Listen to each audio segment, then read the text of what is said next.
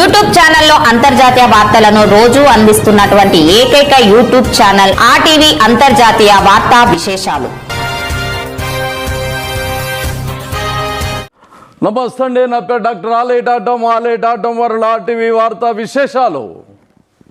అనుదినం జనస్వరం అంటూ నవ తెలంగాణ సమగ్ర తెలుగు దినపత్రికలోని అంతర్జాతీయ సంబంధించిన ప్రపంచవ్యాప్తంగా జరుగుతున్న పరిణామాల మీద ఎప్పటికప్పుడు ఆర్టీవీ అందిస్తున్న ఏకైక టీవీ రోజు అంతర్జాతీయ అంశాల మీద సశాస్త్రీయమైన అవగాహన ఏర్పరుస్తూ పల్టా ఉల్టా నందిని చేస్తున్న ప్రపంచ మీడియా మోడియాకు అతీతమైన రీతిలో శాస్త్ర దృక్పథంతో మార్క్సిస్ట్ అవగాహనతో మీకు రోజు అందిస్తున్న యూట్యూబ్ తెలుగు ఛానల్ ఏకైక తెలుగు ఛానల్ ఆర్టీవీ వార్తలకు సంబంధించిన విశ్లేషణ ఇప్పుడు ఎనాలిసిస్ చూద్దాం. చిన్న దేశం పెద్ద సందేశం అట. చిన్న దేశం పెద్ద సందేశం అంటూ ఇక్కడ ముగ్గురు పెద్దలు ఉన్నారండి. ముగ్గురు పెద్దలు ఎవరో వీళ్ళకి సంబంధించిన కహాని ఏంటో చూద్దాం ఒకసారి. ఒకరేమో భారతదేశ ప్రతినిధి, ఒకరేమో ఇటువైపున చైనా ప్రతినిధి, అటు మధ్యలో ఈయనేమో మాల్దీవ్ ప్రతినిధి. ఈ ప్రతినిధులకు సంబంధించిన వార్తా విశేషాలని ఎం కోటేశ్వరరావు గారు వీరి కన్ను పడని దేశం లేదు, వీరి కన్ను పడని అంశం లేదు భూగోళం మీద.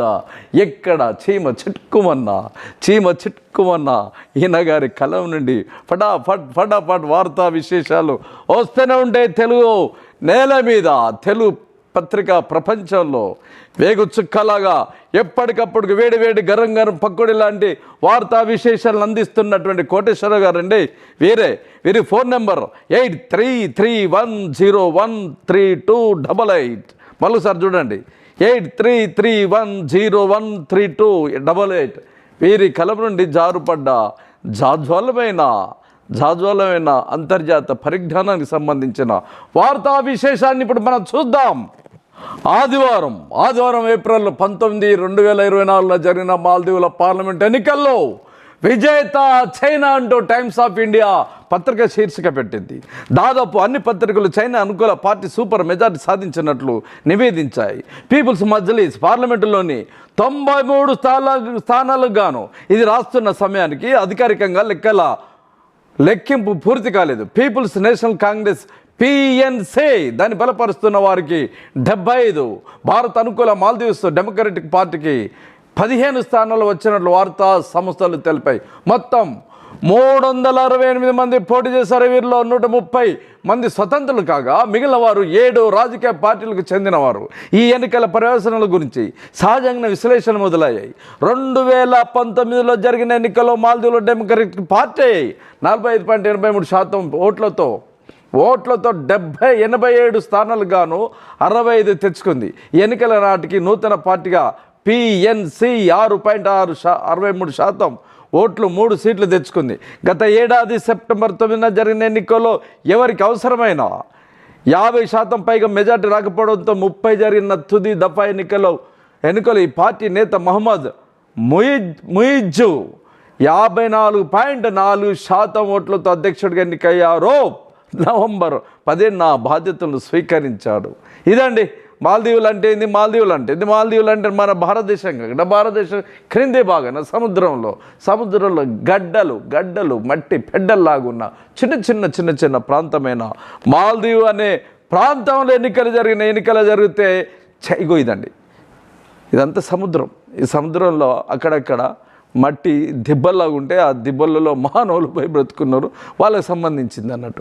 అయితే అక్కడ చైనా పార్టీ గెలవడం ఏంది, భారతదేశ పార్టీ ఓడిపోవడం ఏంటి, ఇదే మెయిన్ అన్నాడు. భారతదేశం అనే ముచ్చట కానే కాదు, చైనా అనేది ముచ్చట కానే కాదు, కానీ అత్యంత కీలకమైన ప్రాంతంగా సముద్ర మార్గాన మన భారతదేశ భద్రతకి ఈ పరిసర ప్రాంతాల్లో హిందూ మహాసముద్ర పరిసర ప్రాంతాల్లో అటు చైనా కానీ ఇటు మనకు కానీ ఆసియా ఖండంలో ఉన్న దేశాలకు కానీ ఈరోజు ఏం జరుగుతుంది, గాజాలో పశ్చిమ ఆసియాలో మధ్య ఆసియాలో ఏం జరుగుతుంది?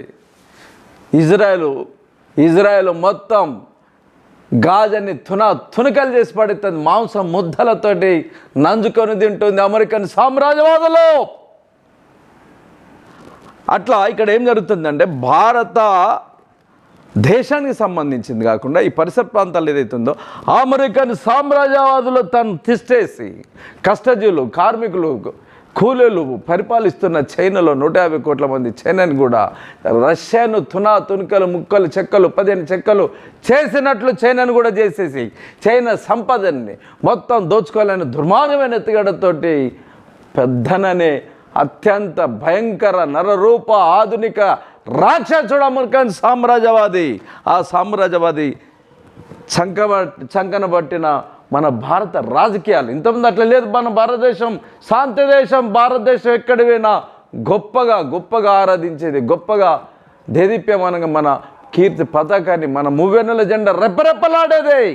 భారతీయ జనతా పార్టీ వచ్చిన తర్వాత అమెరికన్ సామ్రాజ్యవాదులకు, యుద్ధాన్మాదులకు, మతోన్మాదులకు, జాతోన్మాదులకు మొత్తం ఆసియా ఖండమే కాదు ప్రపంచానికి కూడా మొత్తం ప్రమాదంగా పరిణమించే రీతిలో ఈరోజు నరేంద్ర మోడీ థూ అని ఇక్కడ ప్రజాస్వామ్యాన్ని, ఇక్కడ భారతదేశ ఆర్థిక వ్యవస్థని, ఇక్కడ మానవ హక్కుల్ని ఉల్లంఘన ఎట్లా చేస్తున్నారు, ప్రపంచ పరిణామాలకు కూడా అట్లనే ఇదవుతున్నారు. ప్రపంచాన్ని కాపాడడానికి, ఆసియా ఖండంలో శాంతి నిలవడానికి, శ్రామిక జనాలు వాళ్ళ కష్టార్జితం వాళ్ళే తినడానికి ప్రపంచ పరిజ్ఞానంతో, ప్రపంచ బాధ్యతలతో, కర్తవ్యంతో చైనా కమ్యూనిస్ట్ పార్టీ అత్యంత జయప్రదంగా ఈ పరిసర ప్రాంతాల్లో తమ దృష్టి పెట్టి, తమ దిల్లు పెట్టి, తన గుండె పెట్టి త్యాగాలతో కాపాడుతున్న సందర్భం ఇది.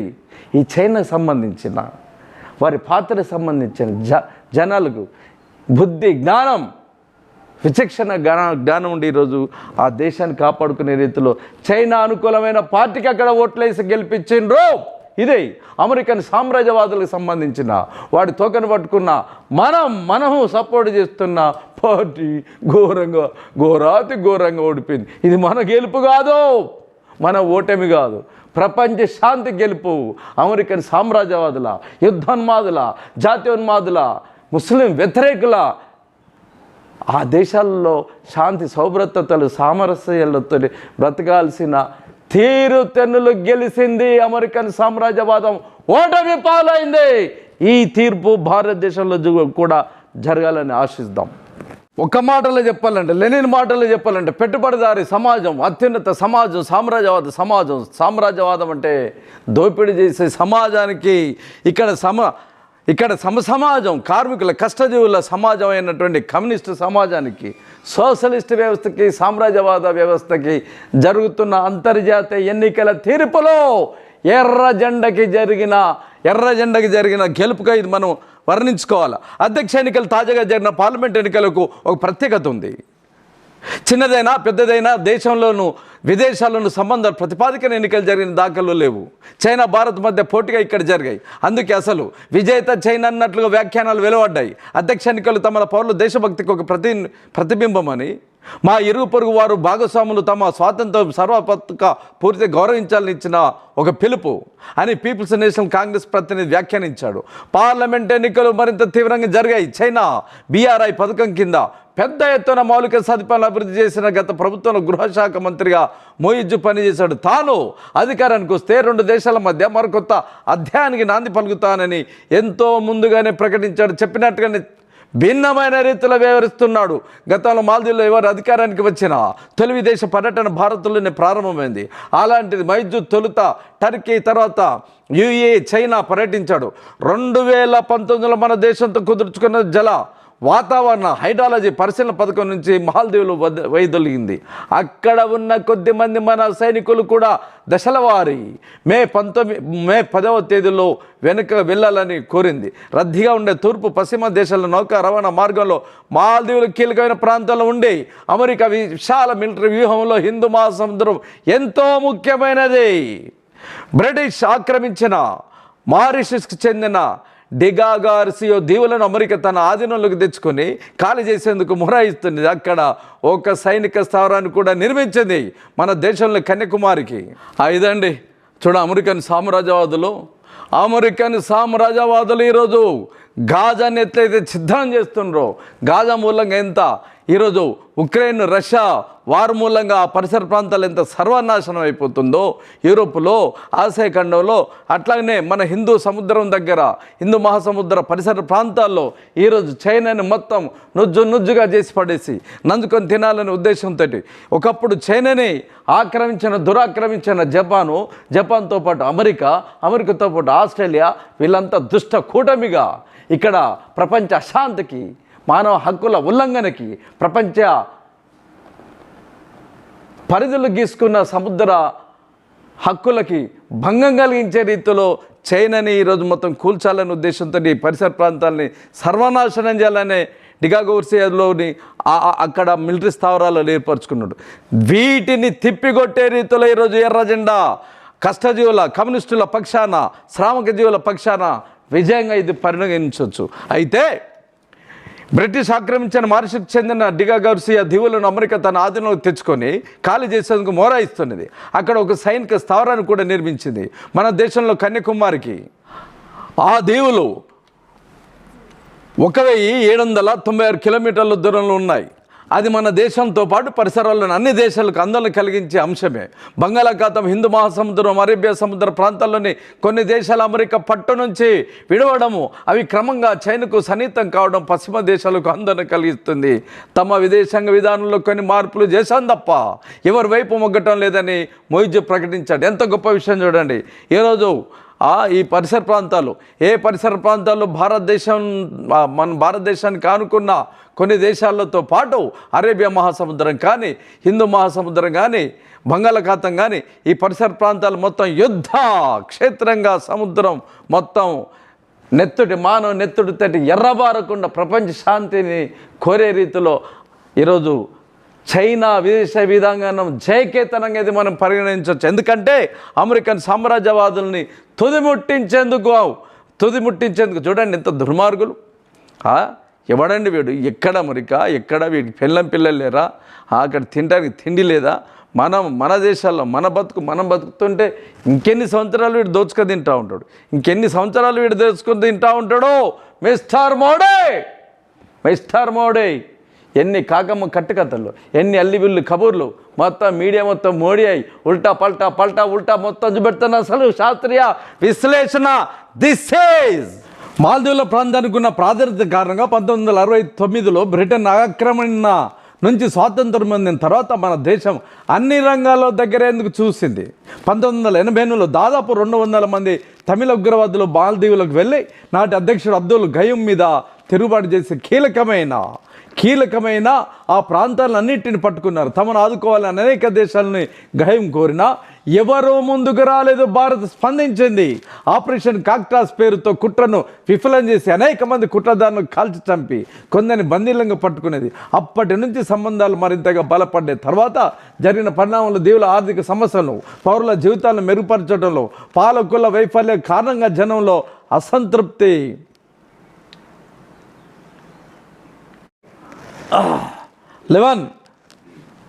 సరిగ్గా అదే సమయంలో చైనా తన BRI పథకాన్ని ముందుకు తెచ్చింది.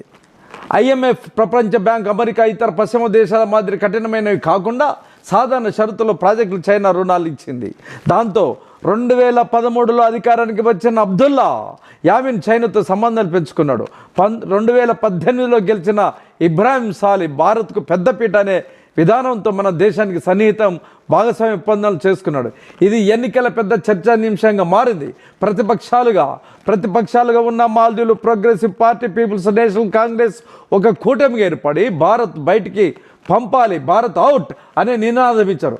మన దేశం అనుసరించిన కొన్ని విధి విధానాల అంతర్గత వ్యవహారంలో జోక్యంతో జనంలో ఉన్న భారత వ్యతిరేక మనోభావాలు కూడా దీనికి దోహదం చేశాయి. మన దేశానికి చెందిన GMR కంపెనీ మాలేలోని విమానాశ్రయ అభివృద్ధి నిర్వహణ బాధ్యత తీసుకుంది. విదేశీ ప్రయాణికులతో పాటు మాల్దీవుల పౌరుల మీద అభివృద్ధి పన్ను విధించడంలో అక్కడ వ్యతిరేకత వెల్లడైంది. దాని వెనుక మాజీ అధ్యక్షుడు నషీద్ మద్దతు ఉందని జనం భావించరు. అవినీతి ఆరోపణల కేసులో అరెస్టు కాకుండా తప్పించుకునేందుకు అతగాడు భారత రాయబార కార్యాలయంలో ఆశ్రయం పొందాడు.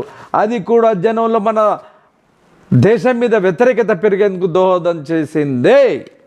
ఈరోజు చూడండి, మన భారతదేశంలో పాకిస్తాన్కి సంబంధించిన విషయంలో అమెరికన్ సామ్రాజ్యవాదులు మేము జోక్యం చేసుకుంటే లేదు, మా అంతర్గత విషయం, మనం జోక్యం చేసుకోవడానికి వీల్లేదని మనం ఎంత ఖరాఖండిగా చెప్తామో.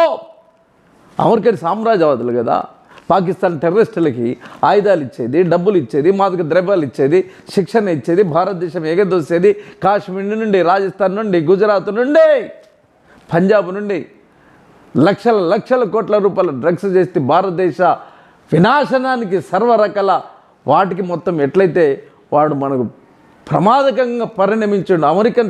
అమెరికా మనతోటి మంచిదిగా ఉండదు, అది ఎప్పుడు చెడే.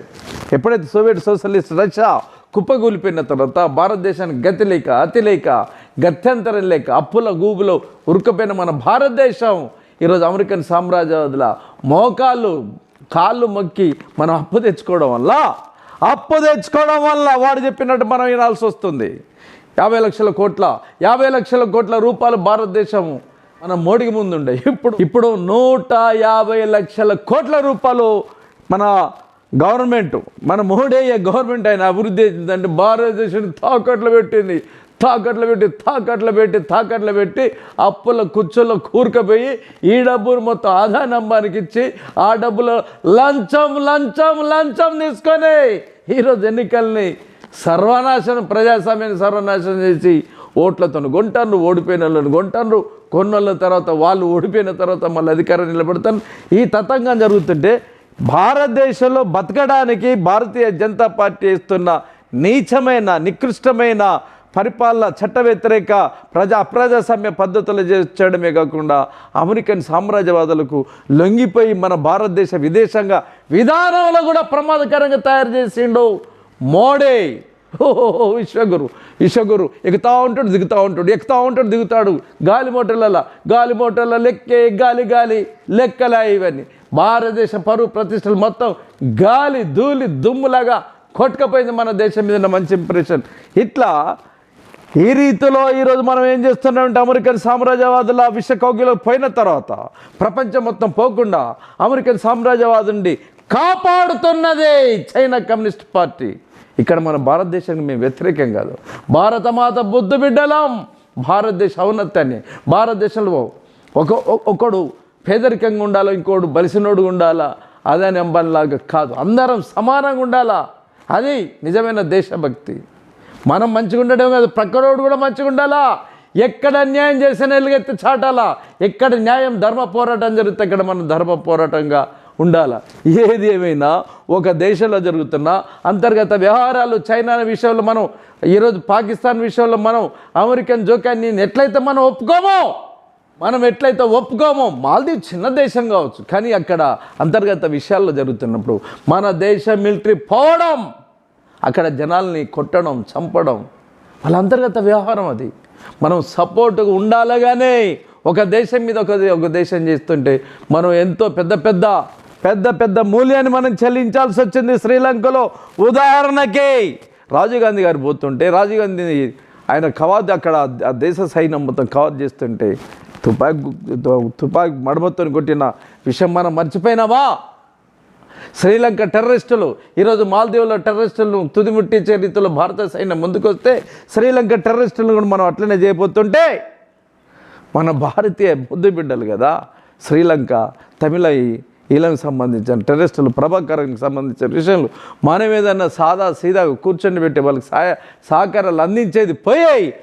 సైనిక మద్దతుతోటి మనం అక్కడ గవర్నమెంట్కి మనం సపోర్ట్గా ఉండడం వల్ల వాళ్ళు ప్రభాకరన్ మిలిటరీ పగబట్టి మానవ బాంబుతో, దారుతో, ఆడపిల్లతో మన రాజీవ్ గాంధీ తల ఎగిరి ఆమె కాళ్ళ కింద పడే రీతిలో మనం చూసినాం పేరుబందులు వ్యవహారంలో. ఇట్లా మనం ఏమాత్రం చిన్న తప్పిదం చేసినా అది ఇంత పెద్ద తప్పిదంగా మనం నష్టపోవాల్సి వస్తుంది, ప్రపంచంలో నష్టపోవాల్సి వస్తుంది.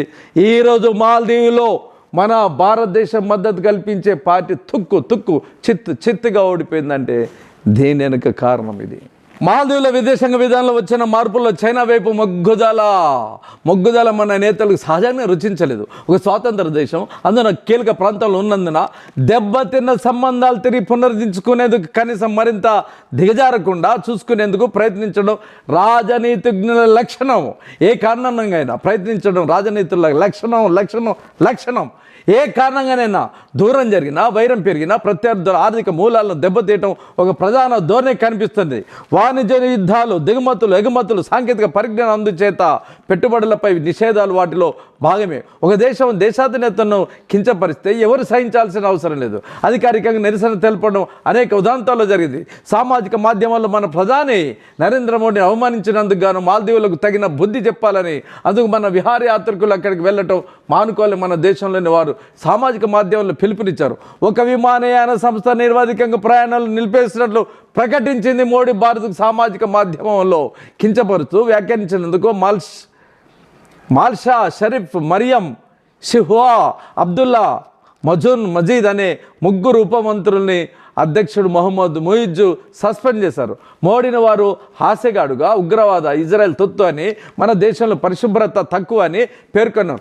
అరేబియా సముద్రంలో మన లక్షద్వీపుల విహారయాత్రకు ప్రోత్సహించేందుకు గాను మోడీ ఒక బీచ్లో కూర్చున్న వీడియోను పోస్ట్ చేసిన తర్వాత ఈ వ్యాఖ్యలు వెలువడ్డాయి.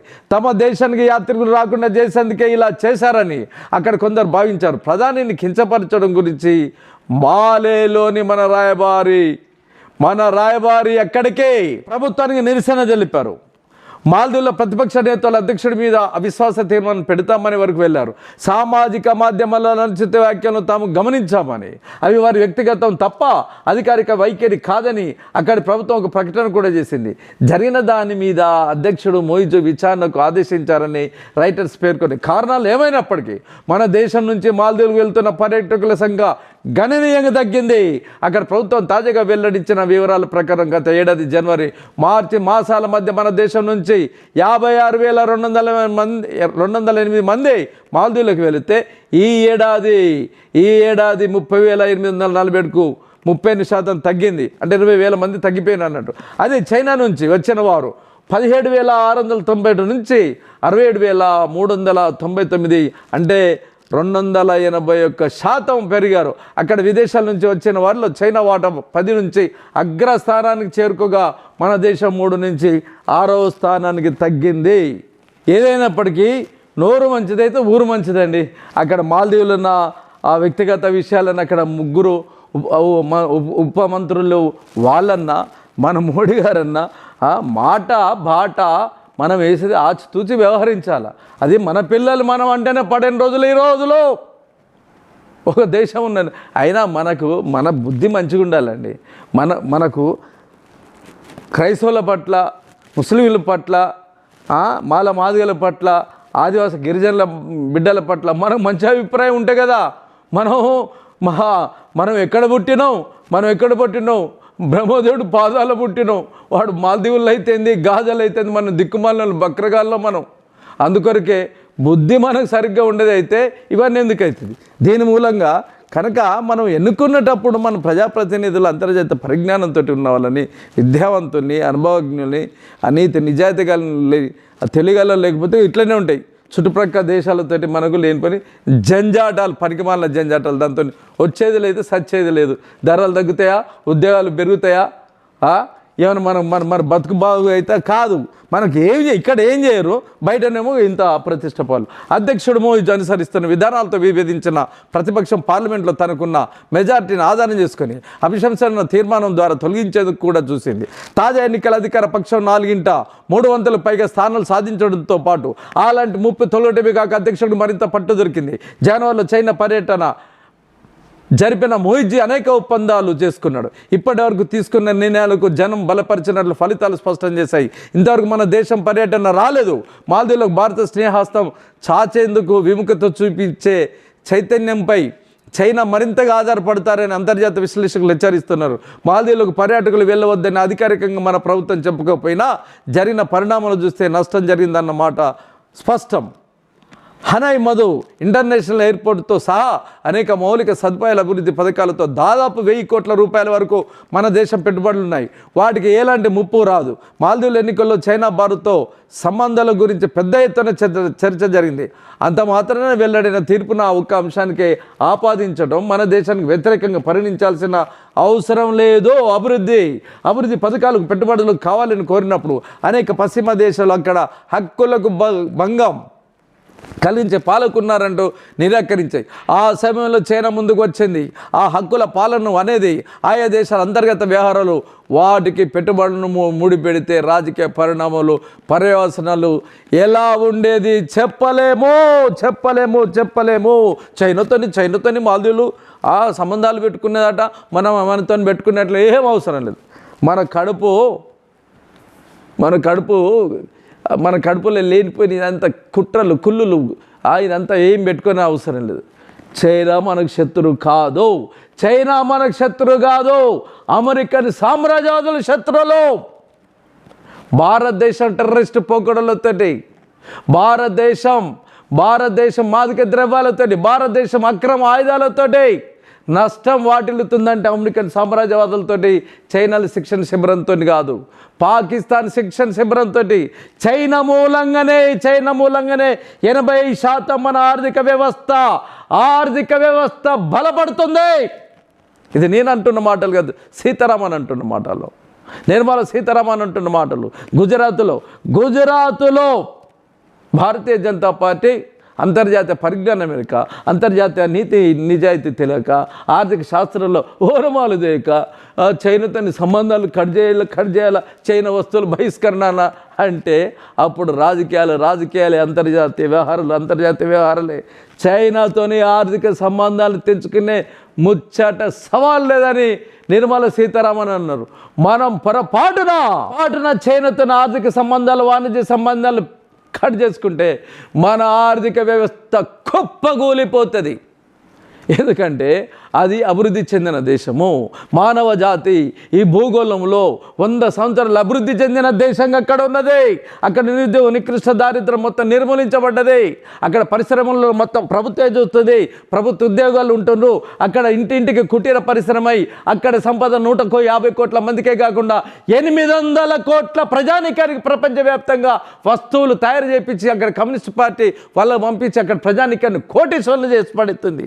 పోటీపడి కష్టపడి రాత్రింబాలు డబ్బు సంపాదనతో కోట్ల రూపాయలతో ఇంటింటికి BMW కార్లతో అత్యున్నత మేధ సంపదతో బ్రహ్మాండ ఉజ్వల భవిష్యత్తు ఆ దేశం ఉరుకులు పరుగులు తీస్తుంది కమ్యూనిస్ట్ వ్యవస్థ. అక్కడ టాటాలు, బిర్లాలు, మఫ్తలాల్, జేకే సింగ్, తౌర్, బంగూర్, ఐసిఐ, కిర్లోస్కర్, ఆదాని, అంబానీ లాంటి దొంగలు అక్కడ ఉండరు. ఉంటే వాళ్ళని కాల్చిపడిస్తారు. ఆ దేశ సంపద వాళ్ళే తినాలా. ఆ దేశ సంపద ఇతరులకు కూడా ఖర్చు పెట్టి వాళ్ళకి ఆటంకంగా లేకుండా వాళ్ళ వాణిజ్యం, వాళ్ళ ఇతర దేశాలు కూడా మెండుగా చల్లగా ఉండాలని కోరుకునేది కమ్యూనిస్ట్ దేశం, చైనా దేశం. కమ్యూనిస్ట్ రాజకీయ అంతర్జాతీయ విఘ్నత అదే, రాజకీయ ఎత్తుగడలవే. అందులో భాగంగానే ఈరోజు మాల్దీవుల్లో ఉన్నది. మాల్దీవులనే భారతదేశంలో అది లేదు. మన భారతదేశంలో మనల్ని ఖాతరు చేయకుండా భారతదేశంలో హిందూ బంధువులోనే గంగాజల బిందుల్ని, క్రైస్తవుల్ని, ముస్లింల్ని ఏ ఒక్కరిని అందరిని ముంచే ఆదాని అంబానీని పెంచుతున్న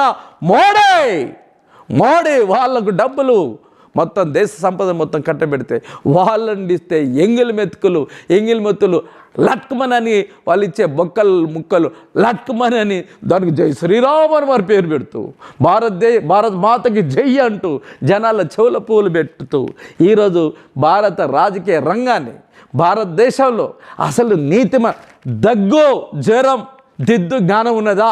మిస్టర్ మోడీ, నీకు దగ్గు, జ్వరం, దుద్ది జ్ఞానం ఉన్నదా? రాజస్థాన్లో పోయి మంగళసూత్రాలు అమ్ముకోవాల్సి వస్తుందా?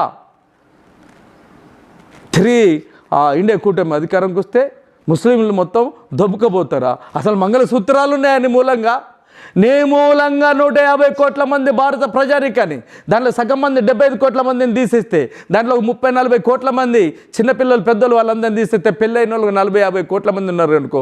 దాంట్లో ఎంతమందికి మంగళసూత్రాలు ఉన్నాయి?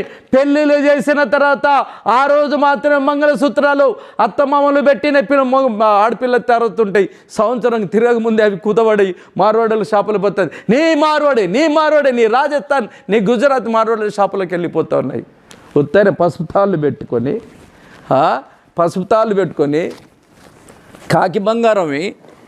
కాకి బంగారం మంగళసూత్రాలు పెట్టుకున్న నా సగటు భారత మాత ముద్దు బిడ్డల ఆర్థిక పరిస్థితులు, ఉద్యోగాలు లేక, ఆపరేషన్ అయితే ఇల్లు పొలాలు అమ్మేసుకుంటాను, ప్రైవేటు హాస్పిటల్ మాఫియా మూలంగా, నీ చేతగాని మూలంగా పిల్లల చదువు సంధ్యాల కోసం అప్పుల పాలి చిట్టీలేసి నానా రకాల బాధలు పడతారు. గత్యంతరేకల మంగళసూత్రాలు చెప్తున్నారు. ఈ రీతిలో భారత ఆర్థిక వ్యవస్థ అతలాకుతలం అవడేగాక, మధ్యతరగతి కుటుంబాలు సర్వనాశనం అవడేగాక, ప్రపంచవ్యాప్తంగా మన పరువు ప్రతిష్టలు తీస్తున్న నరేంద్ర మోడీ అత్యంత ప్రమాదకరంగా మారిండు. ఇక్కడున్న మైనార్టీ సెక్షన్లు బ్రతికే స్థితి లేదు. ఇతర ప్రాంతాల్లో మైనార్టీ సెక్షన్ మీద కూడా అదే కుట్రలు కుతంత్రాలు, అదే కార్పణ్యం, అదే విషతుల్యంతో రాజకీయం మొత్తం మలినం చేస్తున్న భారతీయ జనతా పార్టీని బొంద పెడత తప్ప భారతదేశంలో ప్రజానికం బాగుపడరు. ప్రపంచం చుట్టూ భారతదేశంతో అనుకున్న దేశాలు కూడా బాగుపడలేని స్థితిలో ఉన్నాయి. కనుక ప్రజలారా, మంచితనం మించిపోదు. దీన్ని అరికట్టాలంటే గోడ మీది పిల్లుల్ని వాడు ఒకటైపోతూ ఉన్నారు. నిజమైన అచ్చమైన స్వచ్ఛమైన ప్రజాప్రతినిధులు ఎవరంటే వాళ్ళు భారత కమ్యూనిస్టు పార్టీ మార్క్సిస్ట్ సంబంధించిన భువనగిరి నిలబడ్డ మొహమ్మద్ అబ్బాస్ సాబ్ సొంత ఇల్లు లేకుండా, ఆస్తుపాస్తులు లేకుండా, ప్రజలే పరమార్థంగా పార్టీ కోసం, ప్రజల కోసం జీవితాన్ని ధన్యం చేసుకున్న, అంకితం చేసుకున్న నిస్వార్థపరుడు, నిష్కలంకుడు, అంతర్జాతీయ పరిజ్ఞానం ఎరిగినవాడు. ఇట్లాంటి విషయాలు మొత్తం ఒక ఆట ఆడుకుంటాడు. ఆయన ఒక్కరిని నిలబెడితే చాలు. తెలంగాణ ప్రాంతాన్ని ఒక్క మనిషిని నిలబెట్టిన ఆటం బాంబును, అణుబాంబును, హైడ్రోజన్ బాంబుని వదిలిపెట్టినట్టు అయిపోతుంది. ఎక్కడ దొంగ లెక్కనే గప్చుప్లాగా భారత కమ్యూనిస్ట్ పార్టీ మార్క్సిస్టు సుప్రీంకోర్టులో కోర్టేసిన తర్వాత భారతీయ జనతా పార్టీ మొత్తం బ్యాంకులు కొల్లగొట్టడము, డబ్బులు మొత్తం గ్యాదర్ చేసుకోవడం ఎట్లయితే పెట్టినరో ఇదే అధికారపూర్వకంగా మన ఒక ప్రతినిధి పంపిస్తే ఈ దేశంలో జరుగుతున్న దొంగల్ని వాళ్ళని పట్టి తరిమి కొట్టి బొందబెట్టి ఈ దేశాన్ని అత్యున్నత దశలో నిలబెట్టే అవకాశం ఉంటుంది. కనుక మీరు సిపిఎం పార్టీకి ఓటేయండి. సిపిఎం పార్టీ బలపరుస్తున్న ఇండియా కూటమి అభ్యర్థులు ఎక్కడెత్తున్నారో వాళ్ళు ఓటేయవలసిందిగా ప్రార్థిస్తూ, గర్జించి గలమెత్తి దండే గట్టిండురా, ముందడుగే సింధురం, ఎదిరించి తల ఎత్తి తలమే చూపిండురా, జనబలమయ్యిండురా, ఎవడొస్తడరాని అట్టెవడొస్తడరాని ముందుకెవడొస్తడరాని నా గెలుపుతోనే.